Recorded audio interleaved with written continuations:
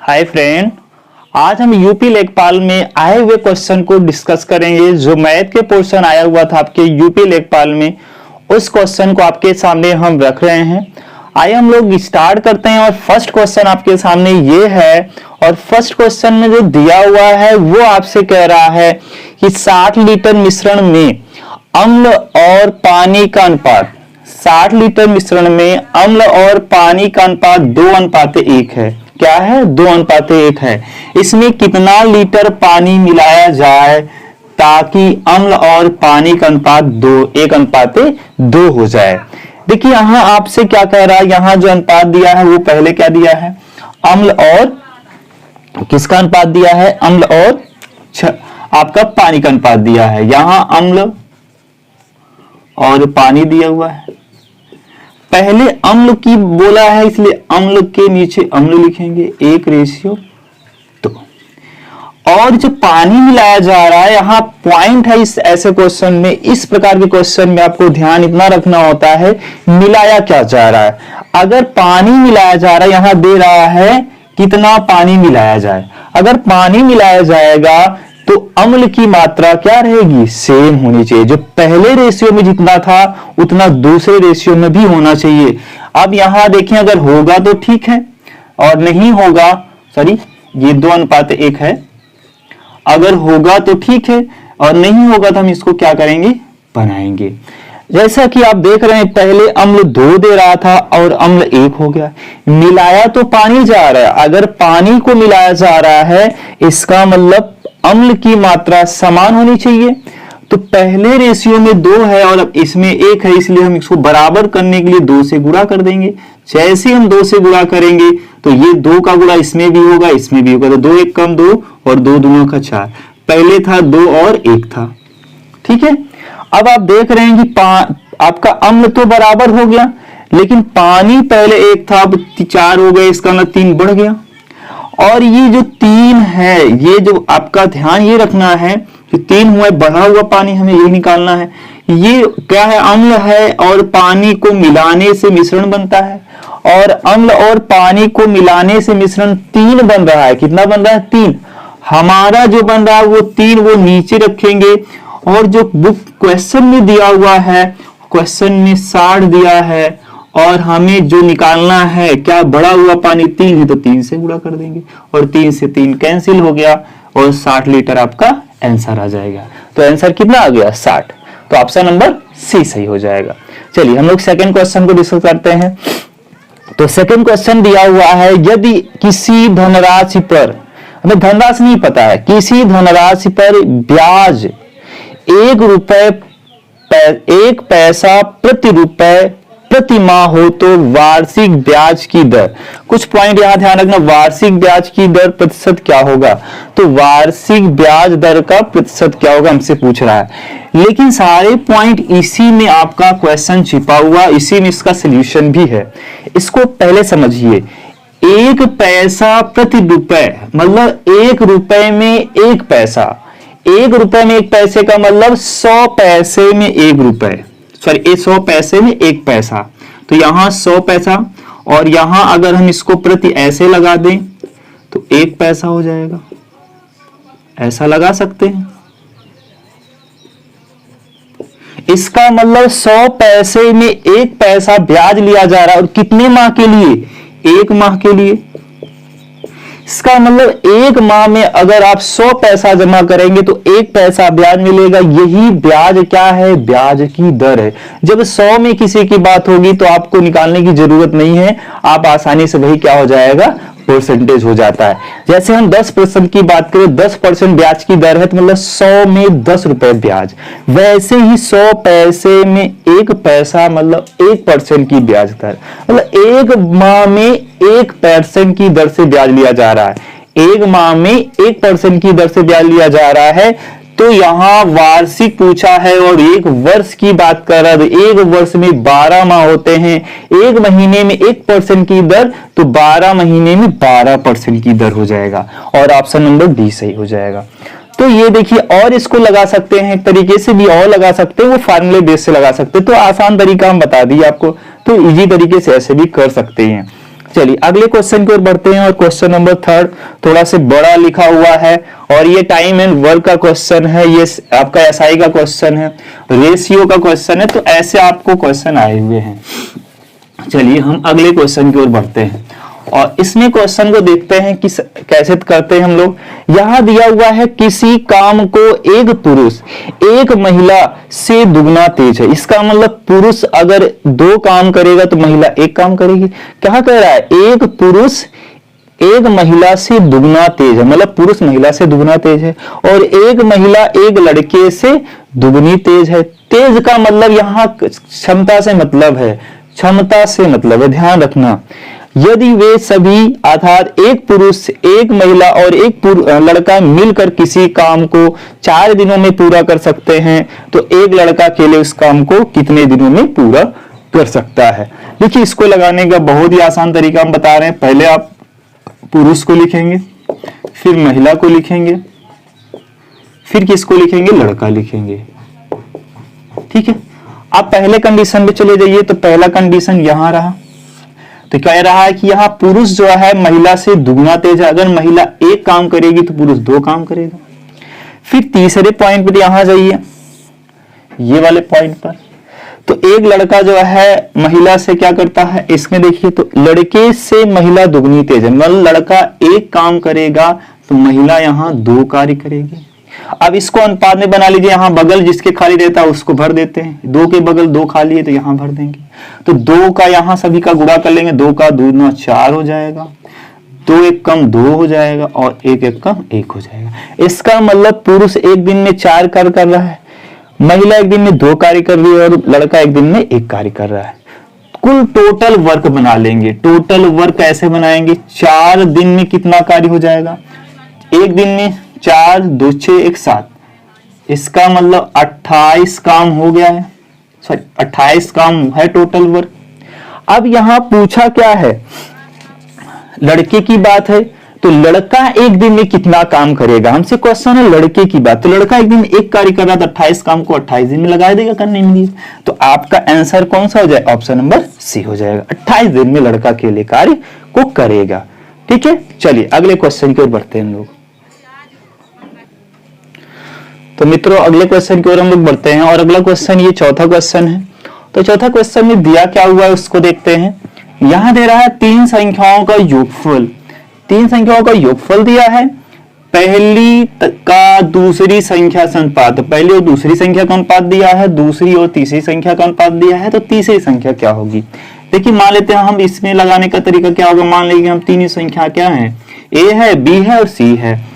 पहली और दूसरी का अनुपात दिया है 2 और 3, दूसरी कितना है 5 है, दूसरी के नीचे 5 के नीचे 5 और यहाँ क्या हो जाएगा, दूसरी के नीचे 5 है तो 5 लिख दिए। अब वह तरीका बता, 3 के बगल जो खाली होगा उसके बगल वही भर लेंगे, 5 के बगल वाला स्थान खाली है तो इसलिए 5 भरेगा, और फिर क्या बताया सबका गुणा कर लेंगे, तो 5 दूना 10, 5 दिए 15 और अतिरिक्त 24, ये हो गया।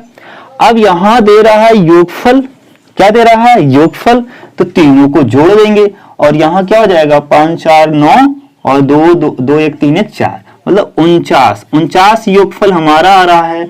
और किताब में योगफल कितना दे रहा है, किताब में योगफल दे रहा है 392।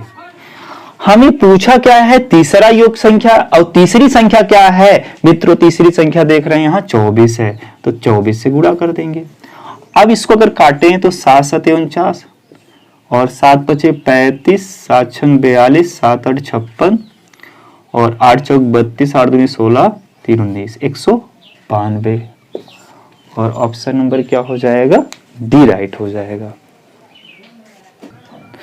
तो मित्र अगले क्वेश्चन की ओर हम लोग बढ़ते हैं और अगला क्वेश्चन अपना 5th नंबर क्या दिया हुआ है, कह रहा है एक पहिए की त्रिज्या 21 सेंटीमीटर है और 792 मीटर की दूरी तय करने में उसे कितने चक्कर लगाने होंगे।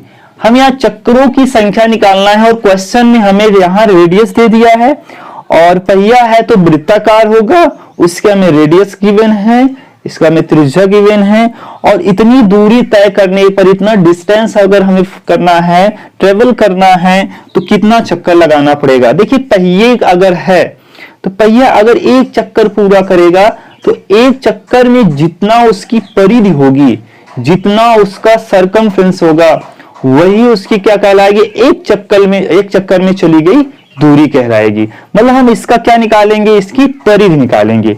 और परिधि आप कैसे निकालते हैं आपको पता है, 2 पाई आर फार्मूला लगा देंगे तो परिधि निकल आएगी। और परिधि क्या होगा, एक चक्कर में चली गई दूरी होगी। तो ध्यान रखना है, एक चक्कर में चली गई दूरी। अब देखिए इसको लिख कर सकते हैं, तो 2 पाई आर लग जाएगा। और 2 पाई आर ध्यान रखना है, 2 और पाई का मान यहाँ रेडियस मतलब आर, और आर यहाँ 21 दे दिया। तो यहाँ पाई का मान आपको पता है 22/7 रख देते हैं, और यहाँ जो है आर का मान 21 है, तो 7 त्रिका 21। अब इसका गुणा कर दीजिए, आप ऐसे ही रखिए, तो क्या हो जाएगा, 3 दूना 6, 6 दूनी 12, ठीक है, 6 दूनी 12 और 6 दूनी 12 1 13, ठीक है। अब ये 132 क्या आ गया, 132 ध्यान रखना है सेंटीमीटर है, ध्यान रखना है सेंटीमीटर है, और ये मीटर है, इसलिए इसको भी सेंटीमीटर में कन्वर्ट करेंगे, 100 से गुणा कर देंगे तो सेंटीमीटर हो जाएगा। मतलब ये कि 132, ध्यान रखना 132 132 सेंटीमीटर चलने में उसको एक चक्कर लगाना पड़ रहा है। यहां तो यही मतलब हुआ, एक चक्कर में चली गई दूरी 132, 132 सेंटीमीटर चलने में उसको एक चक्कर लगाना पड़ रहा है। तो 792 को हम क्या कर देंगे, 100 से गुणा कर देंगे, इतना सेंटीमीटर लगाने में उसको कितना चक्कर लगाना पड़ेगा। तो क्या हो जाएगा, यहां हो जाएगा ये वाला इधर भाग में चला आता है और ये यहां गुणे में हो जाता है। अब इसी को काट लीजिए, देखिए कितना आसान है, 6 से काट लीजिए, देखो 6 बार लगभग जाएगा। तो 6 दूनी, इसका गुणा करके चेक कर लीजिए, 6 दूनी 12 की 2, 6 त्रिक 18 19, 6 कम 6 1 7, मतलब 6 बार में कट जाएगा। तो आपका आंसर कितना आ गया, 600। तो 600 चक्कर लगाने पड़ेंगे और ऑप्शन नंबर डी सही हो जाएगा। ठीक है, चलिए अगले क्वेश्चन की ओर बढ़ते हैं। तो हम लोगों ने क्वेश्चन को 2 क्वेश्चन, इसमें 5 क्वेश्चन कंप्लीट कर लिए हैं।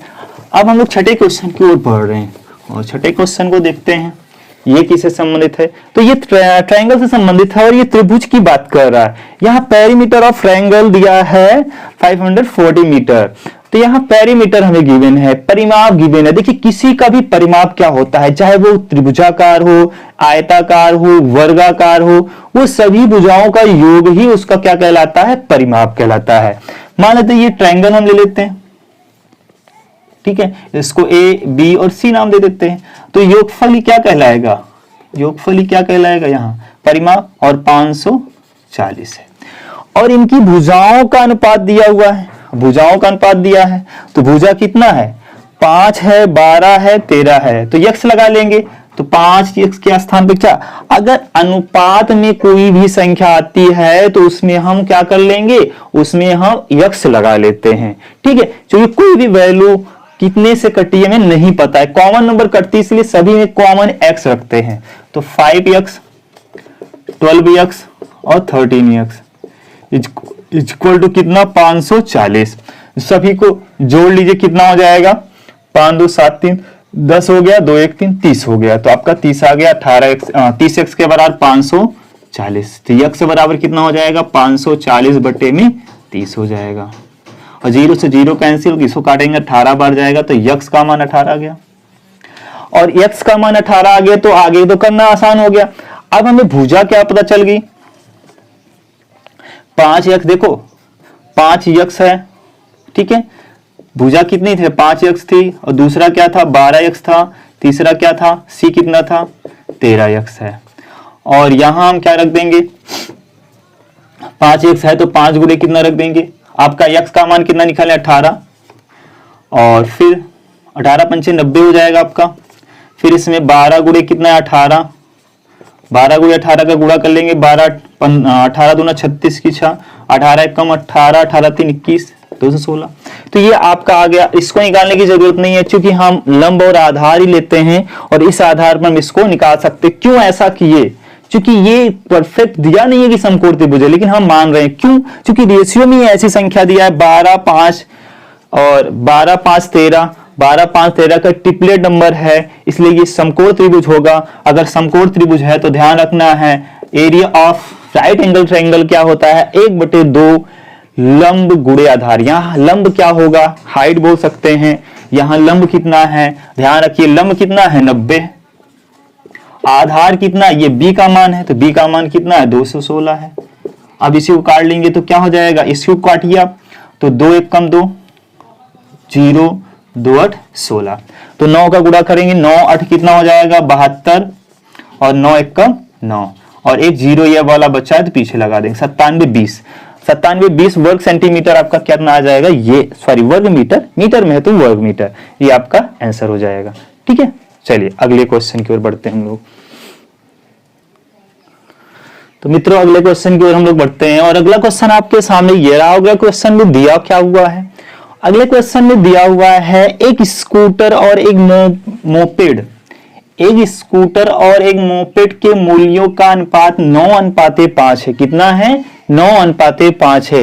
यदि एक स्कूटर का मूल्य एक मोपेड के मूल्य से 42 रुपए अधिक हो तो मोपेड का मूल्य क्या होगा। देखिए बहुत ही आसान क्वेश्चन है। देखिए यहाँ अनुपात में देख के बताइए कौन अधिक है, ये स्कूटर है और ये क्या है, मोपेड है।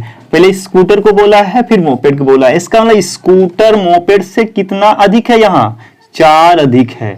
कितना अधिक है, 4। ये 9 है और ये 5 है, तो इसका मतलब ये कितना अधिक है, 4 अधिक है। और 4 अधिक को हमारा 4 अधिक आ रहा है, लेकिन क्वेश्चन में 4 अधिक कितना बता रहा है, 4200।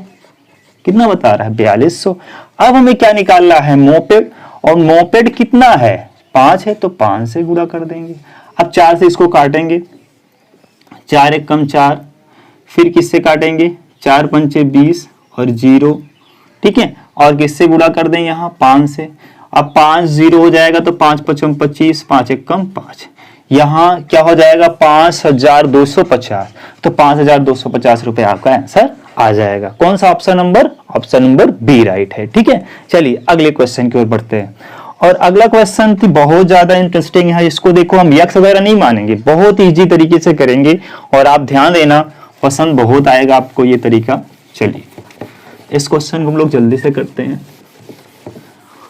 और ये क्वेश्चन कह क्या रहा है, एक व्यक्ति अपनी यात्रा का 2/11 भाग ट्रेन द्वारा, 17/22 भाग कार द्वारा तथा शेष 1 किलोमीटर पैदल चलकर तय करता है। क्या करता है, चलकर तय करता है। वह कितनी दूर चलता है, वह कितनी दूर चलता है, मतलब वह कितना दूर जाता है, ये हमें टोटल डिस्टेंस फाइंड करना है। तो कैसे करेंगे, देखिए 2/11 भाग ये क्या है, ये हम ट्रेन द्वारा है, और 17 क्या करेंगे 22 भाग क्या है, कार द्वारा, और शेष कितना है 1 पैदल। देखिए ऐसे क्वेश्चन हमें कहां चल के आना पड़ता है, जो इक्वल दिया है, 1 किलोमीटर दिया है, यहाँ ये किलोमीटर, ये भाग वगैरह नहीं, तो यहां हमें आना है। देखिए ये जो भिन्न संख्या दी जाती है उसकी हर के मल्टीपल में कोई संख्या मान लो, मान ले टोटल जो डिस्टेंस हो गई वो हम मान लेते 22 है। कितना है 22 किलोमीटर, अपने से मान लिए, लेट कर लिए 22 किलोमीटर है। अब यहां से अगर 22 का गुणा करेंगे तो 22 11 दूना 22 का मतलब 4, 2 दूना 4 किलोमीटर ट्रेन द्वारा जाएगा। फिर इसमें जब 22 का गुणा करेंगे तो 22 से 22 कट जाएगा, इसका मतलब 17 जो है इसके द्वारा जाएगा। 17 4 21, 17 4 21 किलोमीटर तो चल चुका है।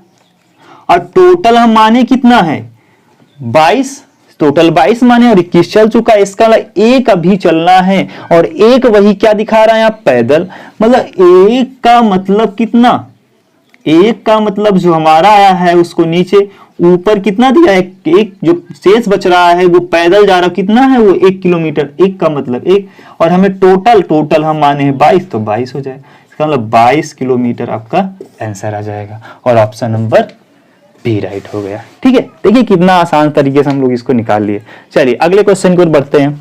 तो फ्रेंड पसंद आ रहा होगा तो वीडियो को लाइक जरूर करें और चैनल को सब्सक्राइब करें, क्योंकि इसी तरीके से हम आपको रेगुलर वीडियो लाएंगे और बैक का आपका सेशन चलेगा, तो लोगों तक शेयर भी कीजिए। चलिए अगला क्वेश्चन देखते हैं। और अगला क्वेश्चन दिया है, यहां दिया है 50 वेक्षणों के एक समूह का मानक विचलन कोण 8 है।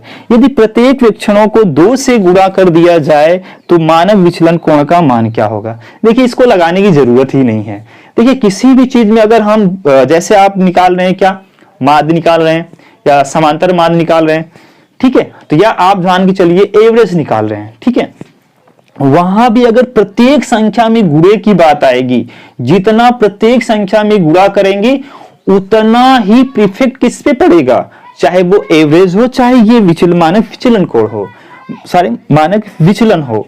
तो ध्यान ये रखना है हमें, जितना इफेक्ट हम डाल रहे हैं प्रत्येक इवन एवरी नंबर पर, प्रत्येक नंबर पर उतना ही इस पर इफेक्ट पड़ रहा है। इसका मतलब अगर हम प्रत्येक में 2-2 संख्या जोड़ रहे हैं तो उतना ही संख्या कितने जुड़ जाएगा, औसत में भी जुड़ जाता है। वैसे ही अगर प्रत्येक संख्या में 2 से गुणा करेंगे तो मानक विचलन कोण में भी 2 से गुणा हो जाएगा और मानक विचलन कोण हो जाएगा कितना, 8 का दुगना 16 हो जाएगा। बस इसमें इतना ही था, आसानी से हम लोग कर लिए, ठीक है। चलिए अगले क्वेश्चन की ओर मित्र बढ़ते हैं और अगले क्वेश्चन की ओर हम लोग देखते हैं। तो मित्रों हम लोग 10वें क्वेश्चन की ओर बढ़ रहे हैं और 10वां क्वेश्चन आपके सामने, और 10वें क्वेश्चन में दिया हुआ है 1, 6, 8, 3, 2 के माध्य और माध्यिका का योगफल। हमें पहले माध्य पता करना है, फिर माध्यिका, दोनों को जोड़ देना है, आपका आंसर हो जाएगा इसी में से। चलिए माध्य कैसे निकालते हैं। देखिए माध्य निकालने का सबसे आसान तरीका है, माध्य निकालने का तरीका क्या है आप ध्यान रखेंगे। माध्य बराबर होता है पदों का योग, यहां पदों की संख्या, जिसको एवरेज भी बोल सकते हैं, एवरेज जैसा होता है। तो यहां पद कितने हैं, 1 + 6 + 8 + 3 + 2, कितनी संख्या है, 5 है, तो 5 से भाग लगा देंगे।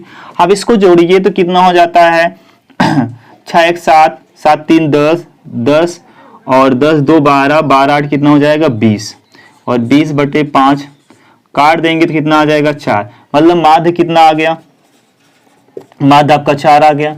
अब माध्यिका निकालना है। माध्यिका निकालने के लिए पहले इसको आरोही क्रम में लिखते हैं। आरोही का मतलब होता है पहले सबसे छोटा, फिर दूसरा बड़ा, फिर तीसरा, ऐसे ऐसे हम निकलते हैं इसको। तो पहले इसको अगर आरोही क्रम में लिखें तो 1 आएगा, फिर 2 आएगा, फिर 3 आएगा, फिर 6 आएगा, फिर 8 आएगा।